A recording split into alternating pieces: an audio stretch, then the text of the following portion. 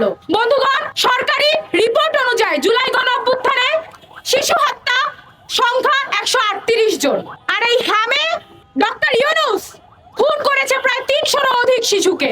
আমাদের সংসদে অনেক কিছু নিয়ে আলাপ হয়, আমাদের সরকার, আমাদের বিরোধী দল সকলে আজকাল একটা কথা বলে, তাদের সকলের ক্ষমতার উৎস নাকি জনগণ। বামপন্থীদের থেকে ধার করা কথা নিয়ে তারা ওই সংসদ পর্যন্ত ঢুকে গিয়েছে, সেখানেও তারা এই কথা চায় যে সকল ক্ষমতার উৎস হচ্ছে জনগণ। কিন্তু বন্ধুগণ, সেই ক্ষমতার উৎস, সেই ক্ষমতার পর্যন্ত পৌঁছানোর যে চেয়ার, সেটা তারা তৈরি করে জনগণের লাশ দিয়ে, শিশুদের লাশ দিয়ে। আমরা তাই দেখতে পাচ্ছি। এখন পর্যন্ত ওই খুনি সরকারের, ওই ইউনূসের বিচারের কোনো আওয়াজ আমরা এই সরকারের কাছ থেকে দেখি না। আমরা দেখি না কোনো প্রতিরোধের কথা, আমরা দেখি না কোনো প্রতিকারের কথা।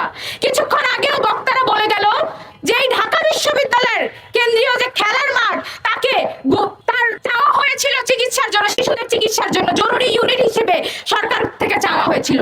এই ডাকসু, এই যে ক্ষমতার কাছাকাছি অবস্থান করা আর একটা দল, তারা সেটা দিতে নারাজ হলো। বন্ধুগণ, আমাদের শিশুরা মরছে, আমাদের দেশের ভবিষ্যৎ পুড়ছে, কিন্তু আমাদের সরকারের, আমাদের বিরোধী দলের তা নিয়ে টনক নড়ছে না।